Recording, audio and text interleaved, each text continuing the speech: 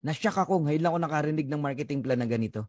In fact, listen carefully, you can earn up to $2,047.50 per month without even enrolling a single person. Give me a company na may marketing plan na ganyan. Wala kang recruit. $2,000 ang earnings mo. Kung matalino ka, buong pamilya mo ipapasok mo.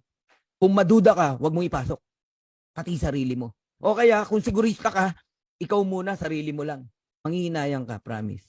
So, para walang panghinayang, anong gagawin mo? Do your own research. Bilisan mo agad.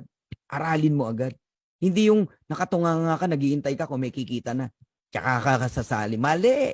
If you are a genuine leader, do your own research. Sabi mo, leader ka. Sabi mo, matagal ka ng networker. Bakit hindi mo makita yung nakikita ko? I-research mo. Huwag ka lang bumasi sa sinasabi ko.